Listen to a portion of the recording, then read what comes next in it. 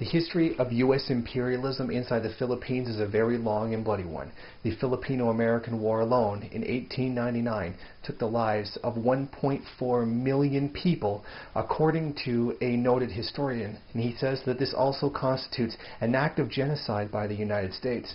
In fact, this attitude is greatly reflected in the Philadelphia Ledger, whose Manila correspondent said the prevailing ideology at the time was that the Filipino was worth little more than a dog. From there, U.S. imperialism has been carried out through the country, devastating the Filipino population, all for the benefit of the capitalist class in the United States.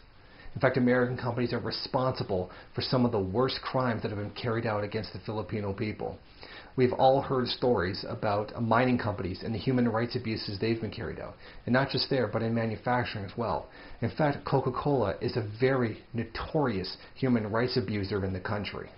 All of this has been accomplished by violating Philippine sovereignty with U.S. military power. The Aquino government has now admitted that it asked the U.S. to send P-3C drones into the country in order to watch for Chinese submarines. Now, this is the purpose of those drones, is to watch for enemy submarines and listen in on any communications. This has also come after the Aquino government has reluctantly admitted that the U.S. has had warships patrolling Philippine territorial waters looking for Chinese submarines since at least July 1st. These acts by the U.S. government, at the request of the Aquino government, lays bare the true intention of what the Aquino government wishes to have.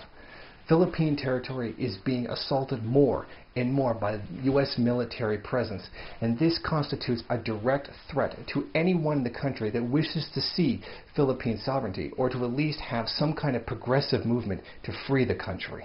The contradictions of imperialism today are forcing the Philippines to become a greater colony of the United States. It is forcing the country to be a launching pad for U.S. interests to gain spheres of influence in the area.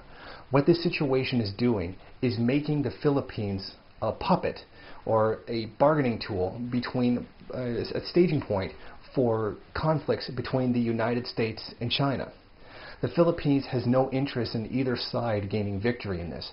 In fact, the Filipino people are being made innocent pawns of the entire situation. The true interests of the Filipino people lie with their own national sovereignty, not allying with any particular imperialist power. The Communist Party of the Philippines strongly denounces these actions taken by the Aquino government and the United States. Aquino, however, has succeeded only in revealing his outright puppetry to the U.S. imperialists. He is now set to throw himself into history's dustbin, where he will keep company with the other traitors who conspired with the foreign imperialist powers in their campaign to establish their hegemony in the Philippines and the Asia-Pacific region. The operations of the U.S. military drones over Philippine territories is an outright violation of Philippine sovereignty and an all-out display of contempt for the freedom-loving Filipinos. For the past several years, the U.S. government has been working closely with the Aquino government to formate conflict in the South China Sea areas by issuing bellicose statements and carrying out large-scale power projection activities in the area in order to provoke China to carry out aggressive or defensive military action. As these tremendous threats to the rights of sovereignty of the Filipino people take place, the bourgeois media in the country instead decides to focus on Thomas van Beersum, a young Dutchman who came to the country in order to protest the human rights violations that the government and many other powers are carrying out. As you'll recall, he made the news recently when he confronted a Filipino police officer who was crying. He was upset about his role in suppressing a peaceful protest. Many people have decried Thomas van Beersum as some invader who was coming into the country and then involving himself in the local politics, and that he was forcing his beliefs or his way of life onto the Filipino people. While these same people who cry for him to be kicked out of the country, many who even called for him to be killed, completely turn a blind eye to the U.S. military daily occupying their country and now sending drones inside to spy on people. This amount of hypocrisy is astounding and lays bare the true intent here. One idealistic young man is considered a threat to the public, but not the tens of thousands of U.S. soldiers who are stationed in the country merely to make provoking actions towards China. I think we would all be fools if we thought that this drone action inside of the Philippines was going to be contained merely to looking for Chinese subs.